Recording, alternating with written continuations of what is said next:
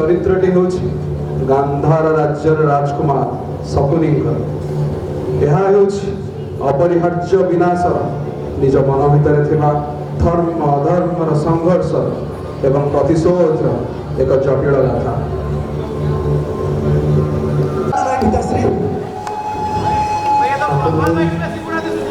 पुत्र मोर समय शेष हो आसला से कौरव मानक भाई आज आम अवस्था मो समस्त विषय अवगत अच्छे पिताश्री। मुझे नयन प्रत्येक दृश्य को दर्शन कर आज आपंकर दुर्दशा आम पवित्र गांधार राज्य धूलिसा गला से जीवन में कदापि शांतिर लेश मात्र रही। प्रतिशोध पुत्र यही अग्नि को तुम लिभाइब ना तुम शरीर में जारी रख। मो प्रतिज्ञा कर पिताश्री आज ये मृत्यु शଯ୍या साक्षी रही मुझे अन्यायर मूल सह प्रतिशोध मु मोर बुद्धि कौशल एवं छलना बल एमानଙ୍କୁ परस्पर मध्य संग्राम करने बाध्य कर धर्म एवं अधर्मर एपरी पोषा खेल खेलिबे जे से माने समस्त नाश हो जाए। यह हूँ गांधार कुमार शकुनीर आपण को शेष प्रतिज्ञा। शकुनी पुत्र ये गांधार तुमको लगेगा पिताश्री पिताश्री पिताश्री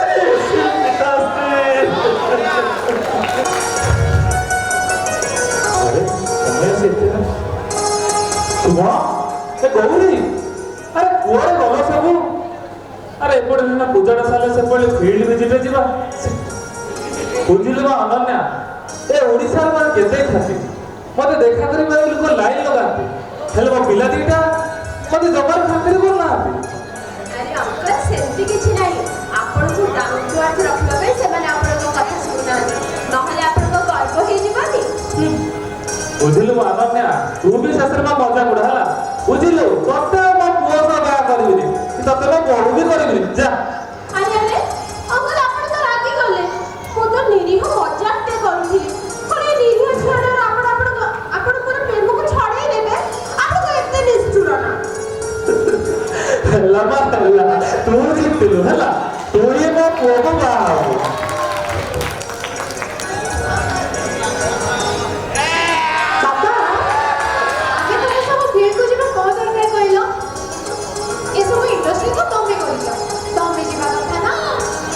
पागल पिला दीटा मोर ए माता ए ओ पिला दीटा बुझेलु ए अजस्र संपत्ति बाड़ी ए फैक्ट्री कहार मुझे एते टंका पैसा रोजगार करूची कहा पाई आ मु चाली गला परे ए सब किए भोग करिवो काई बाबा तुमे कोड़े जिवो की आलम गेली थियो आ मोर पड़े बयस सरीबनी आ मरते भी दुनिया तो केबे विदाय दबा कहबो आ सेते बेले तम दी जन पे किछि न रखि देबी ए लोक माने कोन करिवे नाई बाबा तुमे कोड़े जिवो तुमे से बाबा को रखि जो मा कोड़े हो मा हेला चाले बे पूजाटा करिबा। अंकल मोर सारे टाइम हो गलानी मो सारे जाए मो फ्लाइट रा टाइम हो गलानी सेटल हैला पर समस्त को सहित कांटेक्ट करिवि शुभम मोर अपेक्षा करथिबो हैला।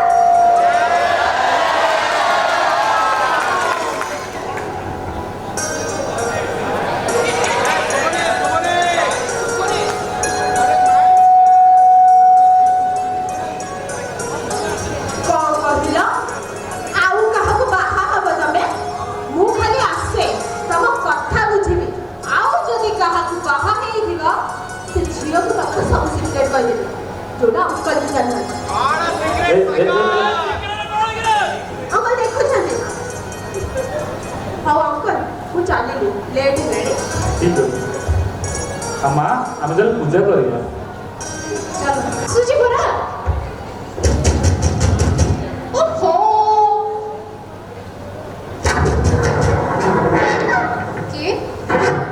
के तो मैं के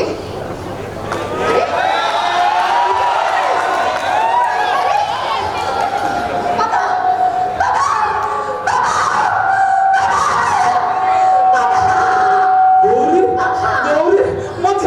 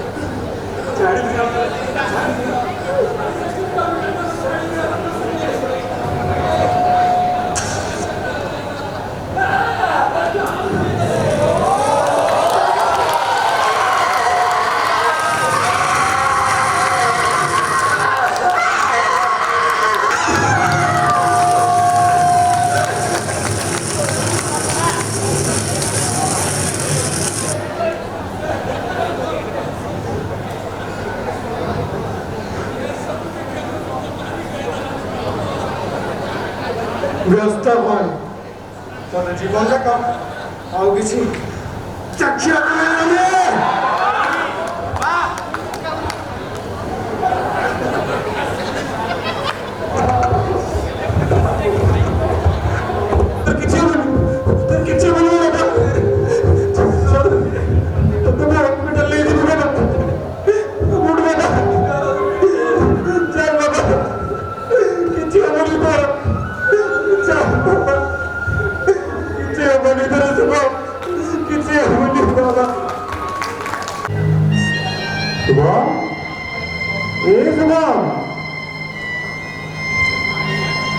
अरे कितने दिन तो एमती बस रही किसी खाऊनु कि पीऊनु भाविलु भाई और बोली देखी से बही पारि था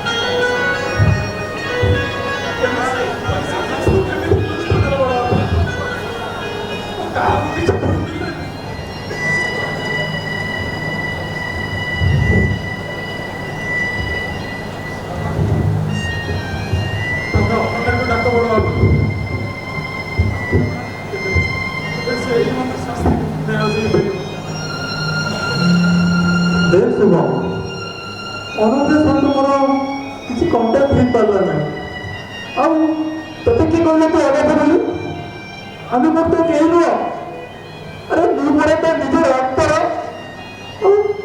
तो किपर मत पर कर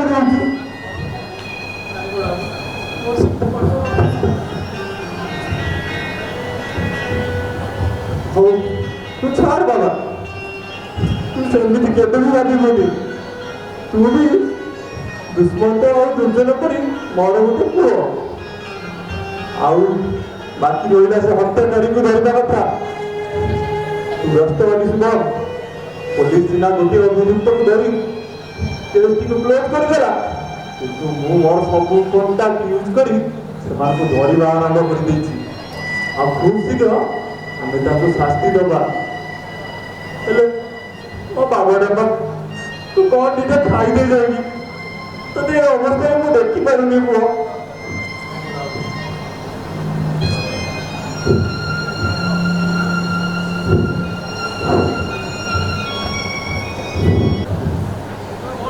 बापा बाबा वो से फैक्ट्री टेंडर पे फंड अरेंज से 20% इंटरेस्ट मागुची किंतु अति विश्वस्त लोकटा गुड मत लगुची भविष्य में आम ता संगे बिजनेसटा करि परिबा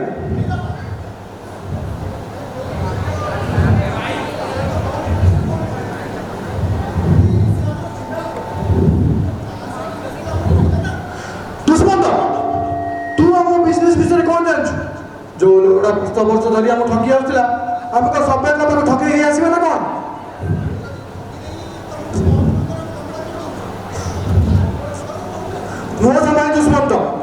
ভুলি যায় না কি ମୁଁ ତୋର ବଡ଼ ଭାଇ ବୋଲି।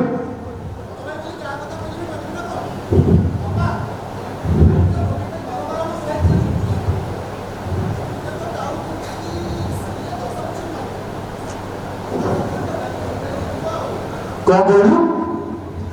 ନାଇଁ ତୁ କ'ଣ କହିଲୁ? ତୋର ଏତେ ସାହସ? ତତେ ଲାଗୁଛି ମୁଁ ମୋ ପରିବାର ଅନିଷ୍ଟ ଚାହୁଁଛି?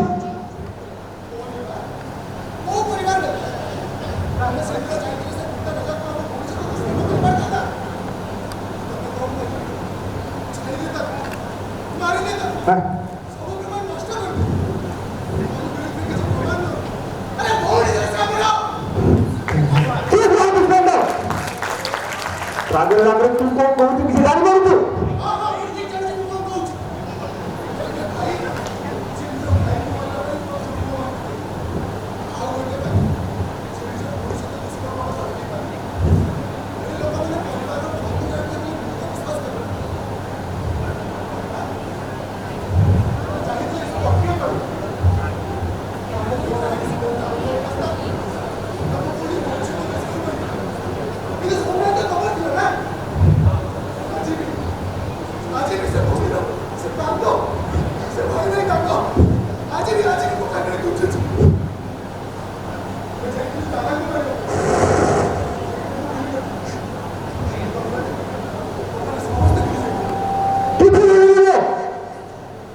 ସେଦିନ ମୋ ପିତୃ ସମ୍ପତ୍ତି ହାସଲ କରିବା ପାଇଁ ତମ ଦିଟାକୁ ମୁଁ ସେଠିକି ପଠେଇଥିଲି।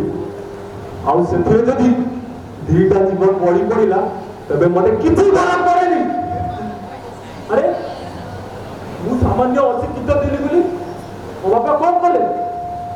ସବୁ ସମ୍ପତ୍ତି ସେ ସାନ ଭାଇ ନାଁରେ କରିଦେଲେ। ଆଉ ମତେ କ'ଣ ମିଳିଲା? ମତେ ସେ ସାମାନ୍ୟ ଦିଟା ଫ୍ୟାକ୍ଟ୍ରି। ଆରେ ସେ ସମ୍ପତ୍ତି କେବଳ ମୋର ଥିଲା ଆଉ ମୋର ହିଁ ଅଛି। ଆଉ ସେଥିପାଇଁ ଗୋଟାଏ ନୁହଁ ମୁଁ ଶହେଟା ହତ୍ୟା କରିବାକୁ ପଛେଇବିନି। ଆରେ ସାନ ଭାଇର ବଡ଼ ଭାଇର ପ୍ରେମ ଦେଖାଏ। ମୋ ମନ୍ଦିରରେ ଯୋଉ ପ୍ରତିଶୋଧର ଅଗ୍ନି ଜଳୁଥିଲା ସେଇଟା କେବଳ ମୁଁ ହିଁ ଯାଇଛି।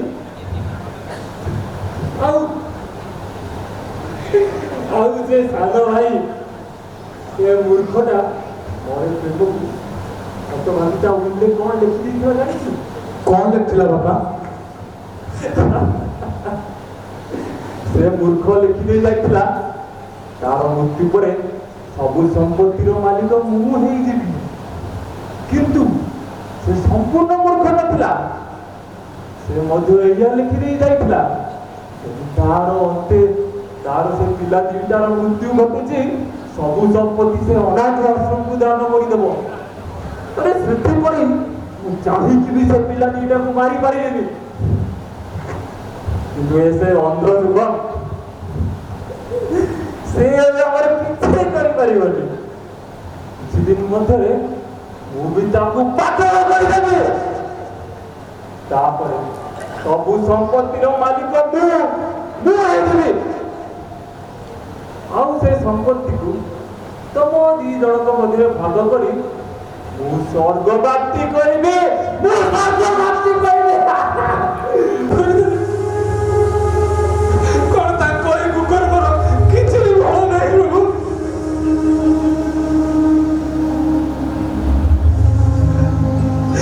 ମୋ ଗୌରୀ କ'ଣ କରିଥିଲା? ତାର କ'ଣ ଭୁଲ ଥିଲା? ତାକୁ ଏତେ କଷ୍ଟ ଅତ୍ୟାଚାର କାହିଁକି ସହିବାକୁ ପଡ଼ିଲା ପ୍ରଭୁ?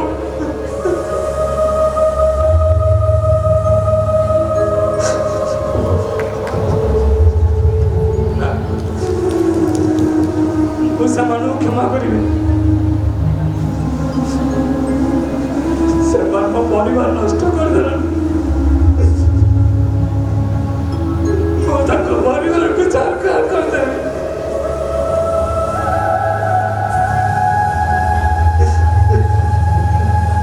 ମତେ ତ ଅନ୍ଧ କରିଦେବେ। ହେଲେ ମୋ ବୁଦ୍ଧି ବଳରେ ସେମାନଙ୍କ ସମସ୍ତ ପରିବାରକୁ ଛାରଖାର କରିଦେବି।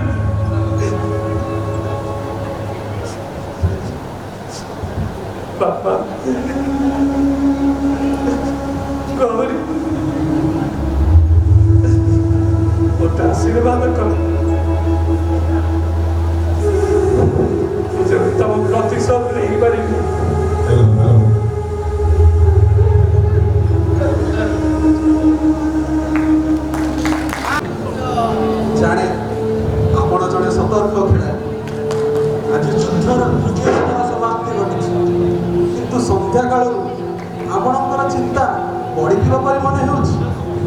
ମୁଁ ପଚାରିବାକୁ ଆସିଲି, ଏହି ଯୁଦ୍ଧରେ ଆପଣଙ୍କର ଅସଲି ଶତ୍ରୁ କିଏ ତାହା କ'ଣ ଆପଣ ସ୍ପଷ୍ଟ କରିସାରିଛନ୍ତି? ତମେ ତ ମାୟାବୀ କୃଷ୍ଣ, ତମକୁ କିଛି ଲୁଚାଇବା ଅସମ୍ଭବ। ତମଠାରେ ସବୁ ଜଣା ଅଛି ତମକୁ। ତମେ ଯେଉଁ ଖେଳ ଖେଳିଲ ସେଥିରେ ମୁଁ ଆପଣଙ୍କର ଅନ୍ତର୍ନିହିତ ଅଭିପ୍ରାୟ ଜାଣିବାକୁ ଚାହୁଁଛି ମାମାଶ୍ରୀ। ମୋତେ କୁହନ୍ତୁ, ଯେଉଁମାନେ ଆପଣଙ୍କ ପିତାଶ୍ରୀ ଏବଂ ଗାନ୍ଧାରର ଲୋକମାନଙ୍କୁ ଅତି ନିର୍ମମ ଭାବରେ ନିଷ୍ଠୁର ଭାବରେ ନିର୍ଯାତନା ଦେଇ ହତ୍ୟା କଲେ, ଆପଣଙ୍କର ପ୍ରତିଶୋଧର ଲକ୍ଷ୍ୟ ପାଣ୍ଡବମାନଙ୍କ ବିରୁଦ୍ଧରେ ନୁହେଁ। ତାହେଲେ ଆପଣଙ୍କ ନୂତନ ପାସାଚାରଟି କ'ଣ ମାମାଶ୍ରୀ? ବିନାଶ ବାହାରୁ ଆସିବା କଦାପି ଉଚିତ ନୁହେଁ, ଏହା ଭିତର ବି ଉତ୍ପନ୍ନ ହେବା ଆବଶ୍ୟକ। ମୁଁ ଦୁର୍ଯ୍ୟୋଧନର ଅହଙ୍କାରକୁ ଏପରି ଅଗ୍ନି ପ୍ରଜ୍ୱଳିତ କରିବି ଯେ ସେ ନିଜେ ହିଁ ନିଜ ବିନାଶର କାରଣ। ମୁଁ ତାର ଭାଇମାନଙ୍କ ମଧ୍ୟରେ ଏପରି ଛଳନା ଓ କପାଟ ଭରିଦେବି ଯେ ସେମାନେ ନିଜେ ହିଁ ପରସ୍ପରକୁ ଧ୍ୱଂସ କରିବେ। ତାହେଲେ ଆପଣ ଚାହୁଁଛନ୍ତି ଯେ କୌରବମାନେ ହିଁ ପରସ୍ପରର ମୃତ୍ୟୁର କାରଣ ହୁଅନ୍ତୁ? କୌରବମାନଙ୍କ ମଧ୍ୟରେ ଶତ୍ରୁତା ମୁଁ ସୃଷ୍ଟି କରିନାହିଁ କୃଷ୍ଣ। ମୁଁ ତ କେବଳ ସେଇ ପୁରାତନ ଅଗ୍ନିଶିଖାକୁ ପ୍ରଜ୍ୱଳିତ କରୁଛି। ମୋର ପ୍ରତିଶୋଧ ସେଇଦିନ ପୂର୍ଣ୍ଣ ହେବ ଯେଉଁଦିନ ଏହି କୁରୁକ୍ଷେତ୍ରରେ ଗୁରୁକୁଳର ଶେଷ ପ୍ରାଣ ଚାଲିଯିବ। ଆପଣଙ୍କର ଇଚ୍ଛା ପୂର୍ଣ୍ଣ ହଉ ମାମାଶ୍ରୀ, କିନ୍ତୁ ମନେ ରଖିବେ, ଯେଉଁ ଅଗ୍ନି ଆପଣ ଜଳାଉଛନ୍ତି ତାହା କେବଳ ଅନ୍ୟକୁ ନୁହେଁ, ସ୍ୱୟଂକୁ ମଧ୍ୟ ଭସ୍ମ କରିବ। ତମର କ'ଣ ଦରକାର ଥିଲା କହିଲ? ତମେ ସେମାନଙ୍କ ସହ ଯାଇ ଲାଗିବ? ତମେ ଜାଣିଛ ନା ତମ ବଡ଼ ଭାଇ ବିଲକୁଲ ବି ଭଲ ଲୋକ ନାହାନ୍ତି। ସେ ନିଜ ସ୍ୱାର୍ଥ ପାଇଁ କିଛି ବି କରିପାରିବେ, କାହାର ବି ବଳି ଦେଇପାରିବେ। ଆରେ ସେ ତ ସମ୍ପତ୍ତି ପାଇଁ ନିଜ ଦାଦା ଓ ଭଉଣୀକୁ ମଧ୍ୟ ହତ୍ୟା କରିବାକୁ ପଛେଇଲେନି। ଏଭଳି ଲୋକମାନଙ୍କ ସହିତ କ'ଣ ସମ୍ପର୍କ ରଖିବା ଦରକାର? ଦେଖ, ସେ ତମ ବଡ଼ ଭାଇ, ମୁଁ ମାନୁଛି, କିନ୍ତୁ ସେ ପାପ କରିଛନ୍ତି। ଆଉ ତମେ ଏତେ ନିର୍ମାୟା କି ତମେ ମାଛକୁ ମଧ୍ୟ ମ କହିପାରିବନି। ଠାକୁର ନ କରନ୍ତୁ, ଯଦି କୋଉ ଦିନ ସେ ବାପାଙ୍କ ସହ ମିଶି ତମକୁ ତାଙ୍କ ପାପର ଭାଗିଦାର କରିଦେଲେ, ତାହେଲେ ମୋ ସଂସାର ତ ଉଜଳି ଯିବ। ମୁଁ ବାଡ଼ି ଯିବି ଦୁଶ୍ମନ, ମୁଁ ବାଡ଼ି ଯିବି। ଓହୋ ସୁନିତା, ତୁମେ ବ୍ୟସ୍ତ ହୁଅନି। ତମର ମୋ ଉପରେ ବିଶ୍ୱାସ ଅଛି ତ? ବାସ୍, ତମେ ଏତିକି ବିଶ୍ୱାସ ରଖ କି ତମ ଦୁଶ୍ମନଟା କେବେ କାହାର ଅନିଷ୍ଟ ଚିନ୍ତା କରେନି। ଆଉ ଯିଏ କାହାର କେବେ ଅନିଷ୍ଟ ଚିନ୍ତା କରେନି, ଭଗବାନ ସଦରେ ତାର ରକ୍ଷା କରେ। ଠିକ ଅଛି, ତମେ କହୁଛ ତ ମୁଁ ମାନି ଯାଉଛି। ଦୁଷ୍ମନ୍ତ ଭାଇ, ଘର ଭିତରକୁ ଆସିପାରିବେ କି? ଆରେ ଶୁଭ, ଏଇଟା ବା ତୋ ଘର, ତୁ କ'ଣ ପଚାରୁଛୁ? ବାସ୍ ଭିତରକୁ ଆ। ଭାଇ, ଭାଉଜ ବୋଧେ ଅଛନ୍ତି ଘରେ। ଆରେ ଶୁଭ, ସେଇଠି କାଇଁ ଠିଆ ହେଇଛ? ଭିତରକୁ ଆସୁନ। ଭାଉଜ, ବହୁତ ଭୋକ ହେଲାଣି, କ'ଣ କିଛି ଖାଇବାକୁ ମିଳିବ ନା ନାଇଁ?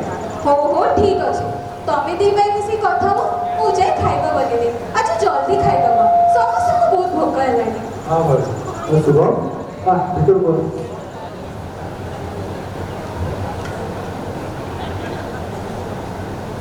ଏଠି ବସ।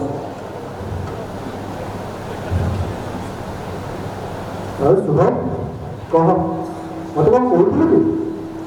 ଭାଇ, ମୁଁ ଜାଣିନି ତମକୁ ଏଇଟା କହିବାଟା ଠିକ ହବ ନା ନାହିଁ।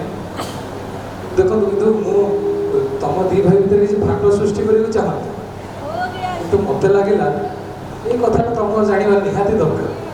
କ'ଣ ଏମିତି ବୁଲେଇ ବୁଲେଇ ଜିଲାପି କରି କଥାବାର୍ତ୍ତା କରୁଛୁ ଯେ? ସିଧା ସିଧା କହୁନୁ, କ'ଣ କହିବୁ? ମାନେ ମୁଁ ଆମ ଦୁର୍ଜନ ଭାଇକୁ କାହାକୁ ଗୋଟେ ଫୋନରେ କଥା ହେବାର ଶୁଣୁଥିଲି। ସବୁ ଜିନିଷ ତ ଶୁଣିପାରିଲିନି, କିନ୍ତୁ ଏତିକି ବୁଝିଲି ଯେ ତମେ ଯେଉଁ ଦୁର୍ଜନ ଭାଇର ଠକାମି ଉପରେ ପାଣି ପକେଇ ଦେଇଥିଲ ନା, ସେ କାହାକୁ ଗୋଟେ କହୁଥିଲେ ସମୟ ଆସିଲେ ତମକୁ ଏମିତି ଶାସ୍ତି ଦେବେ କି ତମେ ସ୍ୱପ୍ନରେ ବି ଭାବିନଥିବ। ଆରେ ସେ ତ ମୋ ଭାଇ ଭିତରେ ଏମିତି କ'ଣ ଛୋଟ ମୋଟ ପରିବାର ହେଇଗଲା ଯେ ସେ କ'ଣ ଖରାପ ଚିନ୍ତା କରିବେ? ତୁ ଆଉ କିଛି ଶୁଣିଥିବୁ ବା? ନାହିଁ ଭାଇ, ମୁଁ ସେୟା ହିଁ ଶୁଣିଥିଲି। ଠିକ ଅଛି, ତମ ଇଚ୍ଛା। ମୁଁ ତ କେବେ ଚାହିଁବିନି ତମ ଦି ଭାଇ ଭିତରେ କିଛି କଳହ ସୃଷ୍ଟି ହଉ। ଭଗବାନ ତ କରନ୍ତୁ ଆମ ପରିବାରରେ ଏମିତି ପ୍ରଗତି ହଉ ଏଇ ପରିବାରରେ କାହାର ବି ନଜର ନ ଲାଗୁ। ଓହୋ, ଛୋଟ ପିଲାଟା ହେଇକି ବହୁତ ବଡ଼ ବଡ଼ କଥା। ତ ଭାଉଜ ରାନ୍ଧି ଦେଉଥିବ, ବନ୍ଧୁଗୁଣ୍ଡା ଖାଇଦେବୁ। ଠିକ ଅଛି ଭାଇ। ଆରେ ପଢିକି ଖାଇଦେବେ ଦେଖିକି। ମୁଁ ଠିକ ଅଛି ଭାଇ, ମୁଁ ଚାଲିକି ପଳେଇବି। ମୁଁ ଯଦି ଛାଡ଼ିଦେଇ ଆସୁଛି ଗୋଟେ ପରିବାର ନାହିଁ। ଆଉ ଗୋଟେ ଭାଇର କାମରେ ନ ଆସିବୁ ଆଉ କିଏ ଆସିବ କହିଲୁ? ପରିବାର ହଉ ଚାଲ ଚାଲ, ତତେ ଛାଡ଼ିଦେଇ ଆସୁଛି।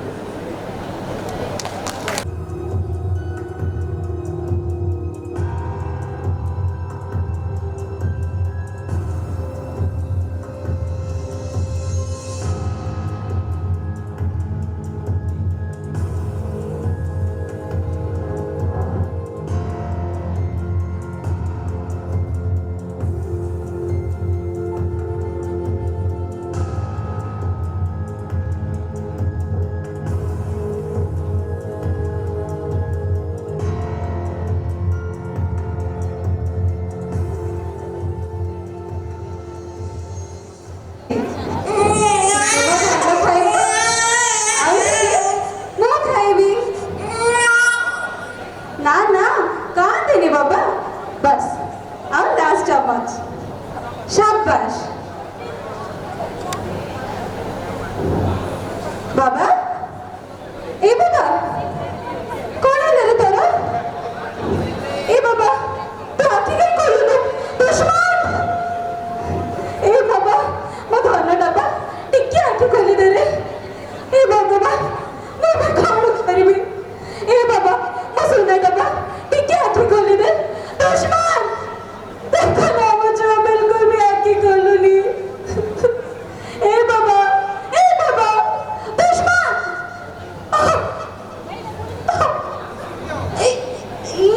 ये मतलब कौन है?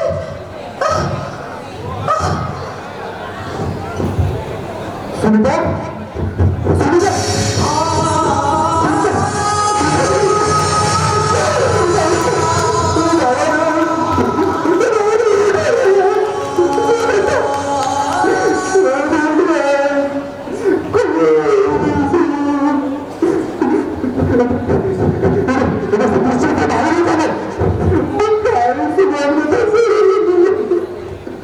दुष्मंत दुष्मंत, अरे ये कौन है? चल तक हॉस्पिटल ले जा।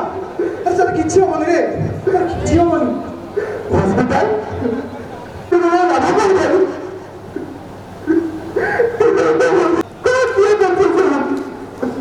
माने अरे मुंह के में जानी भी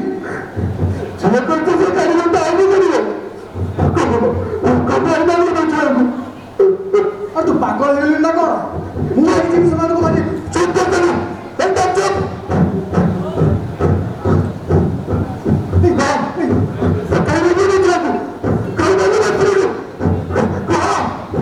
तू पागल हो ना कौन से गोलटा तळु कर।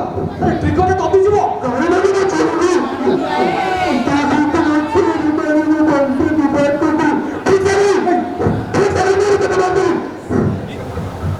তাহলে চলা গুলি।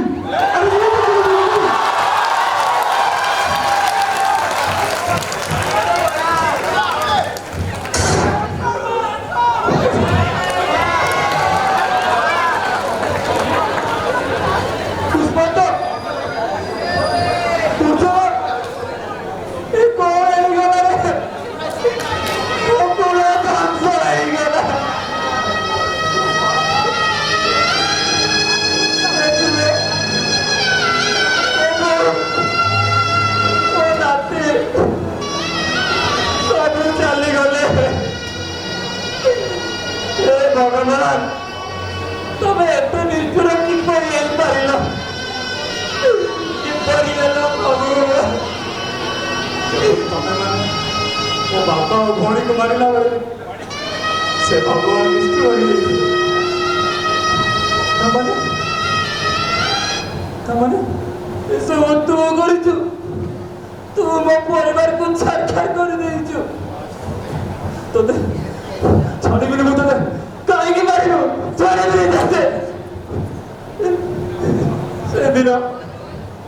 ସେଦିନ ଯଦି ତୋ ଭାଇ ଆଉ ଗୌରୀ ତୋତେ ମାରି ଦେଇଥାନ୍ତି ତାହେଲେ ଆଜି ମତେ ଏ ଦିନ ଦେଖିବାକୁ ପଡିନଥାନ୍ତା।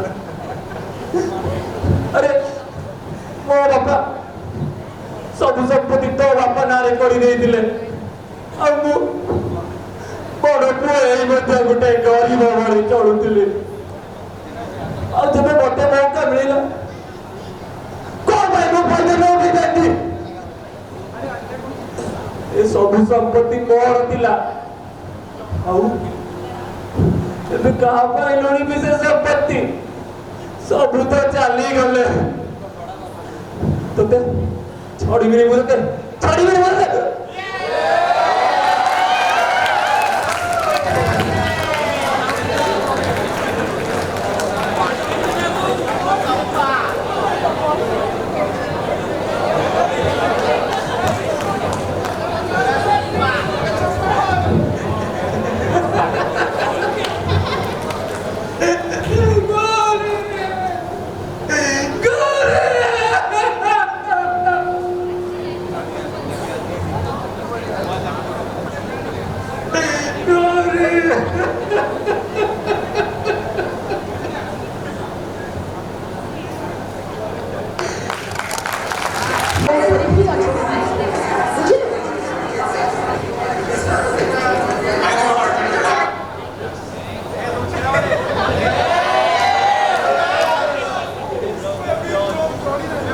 ଅଭିଯୁକ୍ତ ଶୁଭମ ଚୌଧୁରୀ ଏକ ଅତି ନିଷ୍ପାପ ପରିବାରର ମୂଳପୋଛ କରିଛି।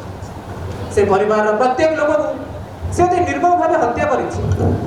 ଏହାର ଅନ୍ଧତ୍ୱକୁ ସିମ୍ପାତି ରୂପେ ନ ଦେଖାଯାଉ my lord, he is a cold blooded murderer. ତେଣୁ ମୋର ମାନନୀୟ ବିଚାରପତିଙ୍କ ଅନୁରୋଧ, ଏକୁ କଠୋରରୁ କଠୋର ଦଣ୍ଡ ଦିଆଯାଉ। That's all my lord. Your Honor, I would like to substantiate my arguments. Proceed. Your Honor, ମୋ କ୍ଲାଏଣ୍ଟ ଜଣେ ଅନ୍ଧ। ସେ ଜନ୍ମରୁ ଅନ୍ଧ ନଥିଲେ, ଏକ ଦୁର୍ଘଟଣା ବଶତଃ ସେ ନିଜର ଦୃଷ୍ଟି ଶକ୍ତି ହରାଇ ବସିଥିଲେ। ଜଣେ ଅନ୍ଧ ଏତେ ପ୍ଲାନିଂ କରିକି ଏତେ ନିର୍ମମ ହତ୍ୟା କରିବା ଅସମ୍ଭବ। ଯଦିଓ ମୋ କ୍ଲାଏଣ୍ଟ ନିଜେ ଆଡମିଟ୍ କରିଛନ୍ତି ଯେ ତାଙ୍କ ହାତରେ ଥିବା ବ୍ଲାଇଣ୍ଡ ଷ୍ଟିକ୍ ଦ୍ୱାରା ଧୃତି ଚୌଧୁରୀଙ୍କ ମୃତ୍ୟୁ ହୋଇଥିଲା, କିନ୍ତୁ ତାହା କୌଣସି ପ୍ରକାର ମର୍ଡର ନୁହଁ, ତାହା ସମ୍ପୂର୍ଣ୍ଣ ରୂପେ self defence. That's all my lord. Prosecutor କିଛି କହିବେ? Yes your honour. Your honour, ଅଭିଯୁକ୍ତ ଶୁଭମଙ୍କ କାର୍ଯ୍ୟକୁ କୌଣସି ପରିସ୍ଥିତିରେ ସେଲ୍ଫ ଡିଫେନ୍ସ କୁହାଯାଇପାରିବ। ଏହା ଏକ ନିର୍ମମ ବ୍ୟକ୍ତିର ହିଂସାତ୍ମକ ଉତ୍ତେଜନା। ଯେହେତୁ ତାଙ୍କ ବାପା ଓ ଭଉଣୀକୁ ହତ୍ୟା କରାଯାଇଥିଲା, ଆଜି ତାରି ପ୍ରତିଶୋଧ ନେବାକୁ ଯାଇ ଶୁଭମ ନିଜ ବଡ଼ ବାପା ଓ ତାର ସମସ୍ତ ପରିବାରକୁ ହତ୍ୟା କରିଛି ମାଇ ଲର୍ଡ। ଡିଫେନ୍ସ ଆଉ କିଛି କହିବେ? ୟୁର ଅନର, ପ୍ରୋସିକ୍ୟୁଟର ଯାହା ବି କହିଲେ ମୁଁ ବର୍ତ୍ତମାନ ତାକୁ ଭୁଲ ପ୍ରମାଣ କରିପାରିବି। ମୁଁ ବର୍ତ୍ତମାନ ଏକ ନୋଟ୍ ପ୍ରେଜେଣ୍ଟ କରିବାକୁ କୋର୍ଟ ପାଖରେ ଅପିଲ କରୁଛି। ଅନୁମତି ଦିଆଯାଉଛି।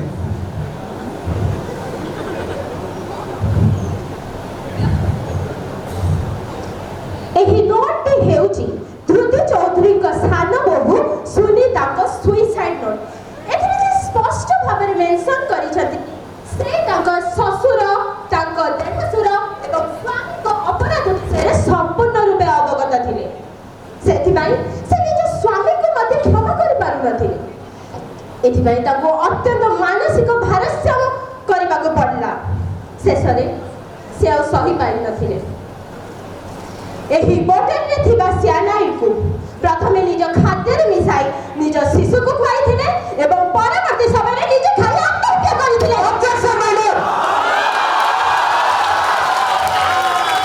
ଡିଫେନ୍ସ ମନଗଢ଼ା କଥା କହି ଅଦାଲତକୁ ଭ୍ରମିତ କରିବାକୁ ଚେଷ୍ଟା କରୁଛି। ନୋଟଟା ଯୋଉ ବନେଇଛନ୍ତି ସୁଇସାଇଡ୍ ନୋଟଟା ଯୋଉଟା ତାଙ୍କ ସୁନିତାଠୁ ମିଳିଛି, ସେଇଟା ହ୍ୟାଣ୍ଡ ରିଟେନ୍ ନୁହେଁ ବରଂ ପ୍ରିଣ୍ଟେଡ୍ ଥିଲା। ତେଣୁ ଏଇଟା କୌଣସି ପ୍ରକାର ହ୍ୟାଣ୍ଡ ରିଟେନ୍ ନୋଟ ନୁହେଁ। ଆଚ୍ଛା, ହଁ ମୁଁ ମାନୁଛି ସେ ନୋଟକୁ କିଏ ବି ପ୍ରିଣ୍ଟ କରିଥାଇ ପାରିବ, କିନ୍ତୁ ଦୃଷ୍ଟି ଦେବାର ବିଷୟ ଏଇଟା ଯେ ସୁନିତା ଗୋଟେ ସଫ୍ଟୱେୟାର କମ୍ପାନୀର ଏମ୍ପ୍ଲୟି ଥିଲା। ତେଣୁ ତାଙ୍କ ପକ୍ଷେ ନୋଟଟି ପ୍ରିଣ୍ଟେଡ୍ ହେବା ତ କୌଣସି ଅସମ୍ଭବ କଥା ନୁହେଁ ନା। ଠିକ୍ ଅଛି, ଆମେ ଗୋଟେ ସେକେଣ୍ଡ ପାଇଁ ଧରି কিন্তু সেদিন জুয়েলার ঠারু সুনা ধোଇବା ପାଇଁ ବ୍ୟବହାର କରାଯାଉଥିବା ସିଆନାଇକୁ ସେ ଘରକୁ କାହିଁକି ଆଣିକି ଆସିଥିଲେ? ସେ କାହିଁ ଆଣିବେ? ଏଇଟା ନିଶ୍ଚୟ ସେ ଶୁଭ ଆଣିଥିବ ଆଉ ଖାଇବାରେ ମିଶେଇ ଦେଇଥିବ। ଆପଣଙ୍କ ପରିକଳ୍ପନାର ତ ଜବାବ ନାହିଁ, କିନ୍ତୁ ଆପଣ ବ୍ୟସ୍ତ ହୁଅନ୍ତୁନି, ତାର ମଧ୍ୟ ପ୍ରୁଫ ଅଛି ମୋ ପାଖରେ। ୟୋର ଅନର, ମୁଁ ବର୍ତ୍ତମାନ ଏକ ରେକର୍ଡିଂ ପ୍ରେଜେଣ୍ଟ କରିବାର ଅନୁମତି ଚାହୁଁଛି। ଅନୁମତି ଦିଆଯାଉଛି। Thank you.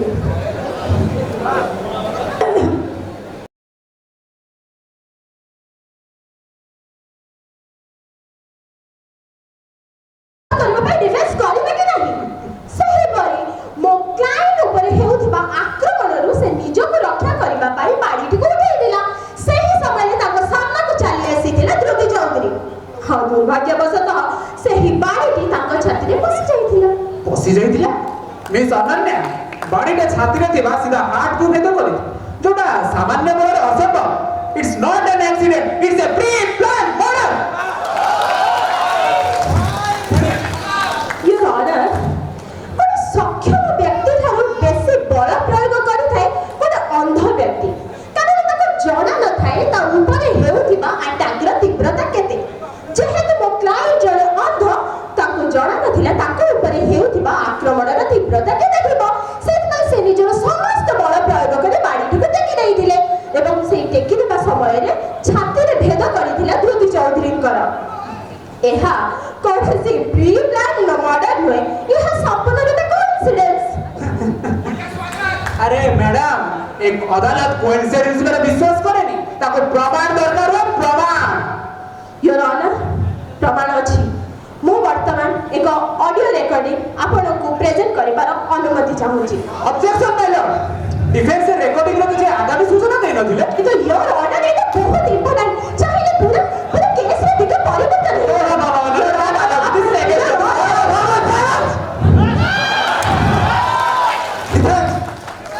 You may proceed. But Your Honor, Pritam Babu, the court has the right to decide, and it has decided. Defense, you may proceed. Thank you, Your Honor.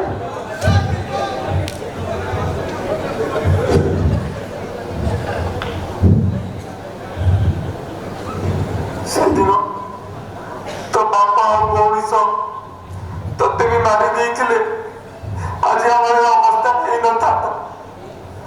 ମୋ ବାପା ସବୁ ସମ୍ପତ୍ତି ତୋ ବାପା ନାଁରେ ଲେଖି ଦେଇଥିଲେ, ଆଉ ମୋ ବଡ଼ ଭଉଣୀ ମଧ୍ୟ ଗୋଟେ ଭିକାରୀ ଭଳି ଚଳୁଥିଲି।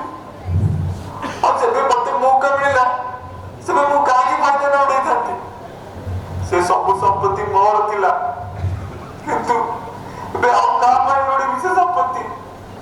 ତୋତେ ମୁଁ ଯେ ମାରିଦେବି, ତୁ ଆଉ ବଞ୍ଚିକି କିଛି ଲାଭ ନାହିଁ, ମାରିଦେବି ତୋତେ। देखिले तो योर ऑनर, किपरि ध्रुवी चौधरी मो क्लाइंट रा परिवार को छारखार कर देला। ताको मारी बार धमक देई ताको अर्थ करी रास्ता रे छाड़ी देला। That's all matter. Pritam Babu, ଆଉ କିଛି କହିବେ?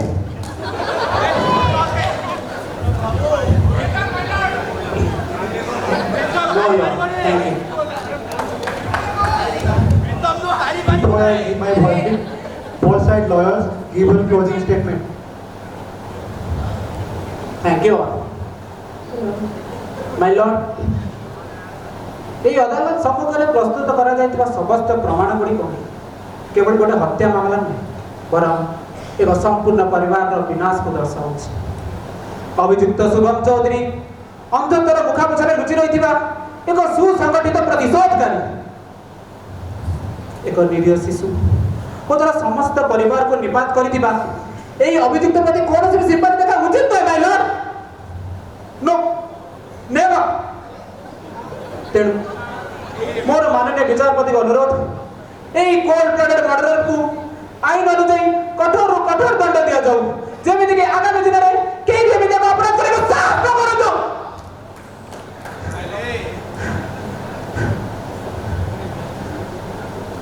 That's all, my lord.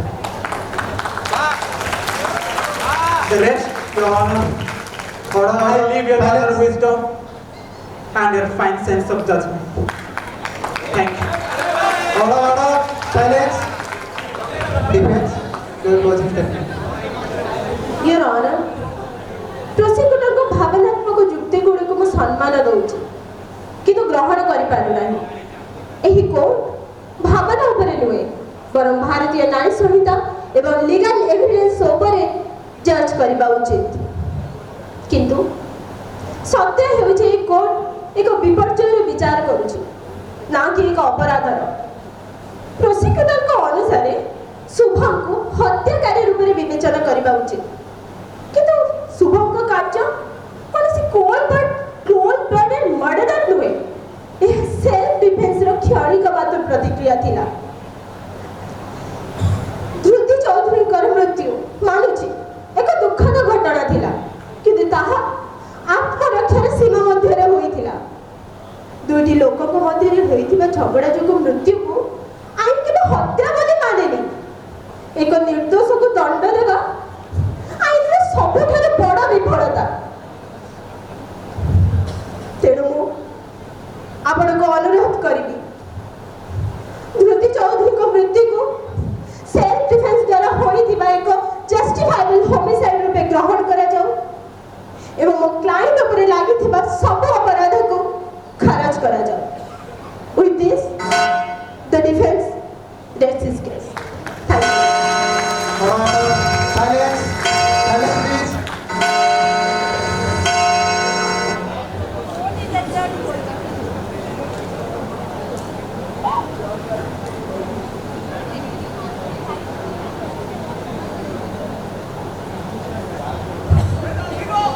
समस्त पक्षर चुक्ति साक्ष्य प्रमाण तथा रेकर्ड को भित्ति कर अदालत यही सिद्धांत उपनीत है कि अभियुक्त शुभम चौधरी द्वारा धृति चौधरी हत्या मामला में कार्य भारतीय न्याय संहितार धारा 34 अनुजाई राइट टू प्राइवेट डिफेन्स अंतर्गत जेहेतु आत्मरक्षा कार्य अपराध नुहे तेणु अभियुक्त शुभम चौधरी को उपरोक्त मामला में निर्दोष घोषणा करा जाउछि एवं ताकू बाइजन बरी करा जाउछि।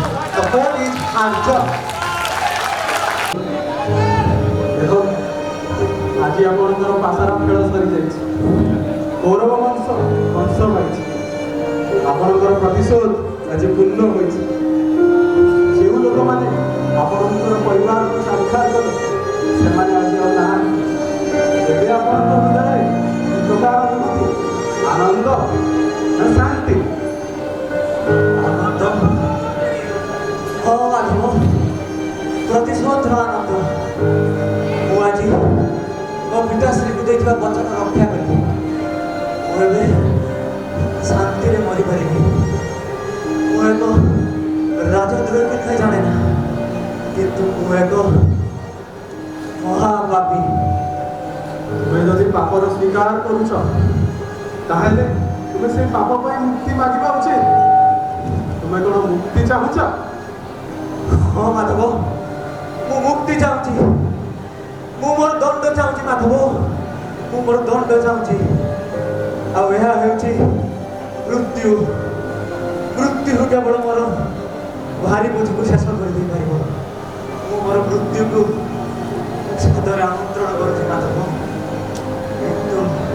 किंतु किंतु पुणी कौन मनश्री किंतु ये सपने को केवल मु ही मुक्ति दे पारि मोर जन्म एवं मृत्यु पर कौन मानवर अधिकार ना यही खेल मुझे आरंभ करी शेष करी मोर मृत्युर स्थान समय एवं कारण निर्धारित हो।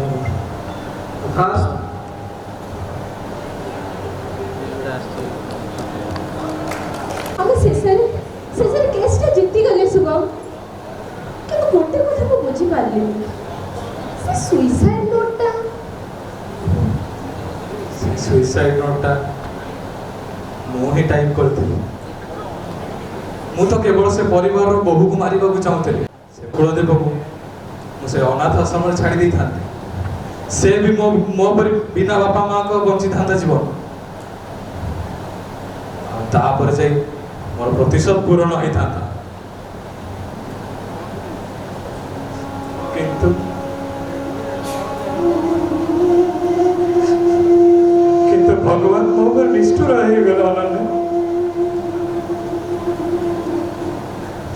ମୋର ଏଇ ହାତରେ ଗୋଟେ ନିଷ୍ପାପ ଛୁଆର ଜୀବନ ଚାଲିଗଲା। ସେମିତି ନା ଶୁଭ, ତମେ ସେମିତି ଭାବନି। ତମ ଭଉଣୀ ଆଉ ବାପାଙ୍କ ପ୍ରତିଶୋଧ ଦେବା ପାଇଁ ତୁମେ ଅସ୍ତ୍ର ଉଠେଇଲ, ଯାହାକି ତୁମ ଧର୍ମ ଥିଲା। କୁରୁକ୍ଷେତ୍ରର ଯୁଦ୍ଧରେ ଧର୍ମ ପାଇଁ ଶ୍ରୀକୃଷ୍ଣ ମଧ୍ୟ ଛଳନା କରିବାକୁ ପଛାଇ ନଥିଲେ। ଆମେ ତ ମଣିଷ ମାତ୍ର। ସେଠାରେ ଅର୍ଜୁନଙ୍କ ସାମ୍ନାରେ ଥିଲେ ତାଙ୍କର ସପରିବାର, ଆଉ ଏଠି ତମ ସାମ୍ନାରେ ତମ ବଡ଼ ବାପା ଏବଂ ତମ ଭାଇ। ମହାଭାରତର ଅନେକ ନିରୀହ ଏବଂ ନିଷ୍ପାପ ଛୁଆଙ୍କର ରକ୍ତ ବୋହିଛି, କିନ୍ତୁ ଶେଷରେ ଯେ ଧର୍ମର ହିଁ ହେଇଛି। ନା ନନି, ନା, ଗୋଟେ ନିରୀହ ନିଷ୍ପାପ ଛୁଆର ଜୀବନ ନେବା ଧର୍ମ ନୁହଁ।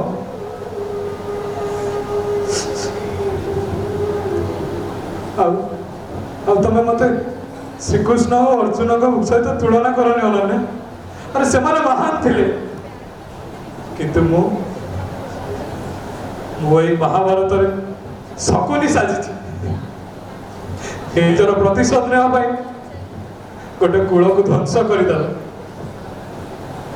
ମୁଁ ମହାପାପ କରିଛି ଅନନ୍ୟା, ମହାପାପ। ଆଉ ତାର ପ୍ରାୟଶ୍ଚିତ ହଉଛି ମୃତ୍ୟୁ। ସେ ମୃତ୍ୟୁ ମତେ କୌଣସି ଅଦାଲତ କିମ୍ବା କୋଉ ଧର୍ମସ୍ଥଳୀ ଦେଇପାରିବ ନାହିଁ। ମୋର ମୃତ୍ୟୁର ସମୟ, ସ୍ଥାନ ଏବଂ କାରଣ କେବଳ ମୋର ଇଚ୍ଛା ଅନୁଯାୟୀ ହିଁ ହବ। କାହିଁ ସେ ବେକାର କଥା କହୁଛ କହିଲ? ଚାଲ, ଲେଟ୍ ହେଲାଣି, ଆମେ ଘରକୁ ଯିବା, ଚାଲ। ମତେ କଥା ଦିଅ ଅନନ୍ୟା, ମୁଁ ଯାହା କରିବାକୁ ଯାଉଛି ତାପରେ ମତେ କ୍ଷମା କରିଦବ।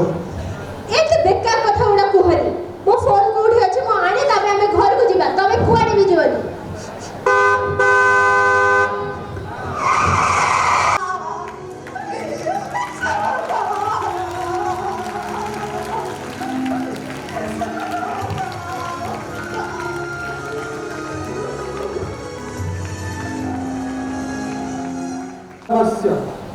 तदात्मानं सुजम्यं परित्राणाय साधूनां विनाशाय च दुष्कृतं धर्म संस्थापनार्थाय संभवामि युगे युगे। अर्थात नाश हुए एवं अकर्मर वृद्धि हुए, सत्पुरुषों उद्धार अधर्मिकर विनाश एवं धर्मर पुनश्च स्थापना करने मुझे धरा पृष्ठ अवतार नहीं एवं अधर्म को नाश करे। यह प्रत्येक जुगे हो एवं प्रति जुगे यह ही है।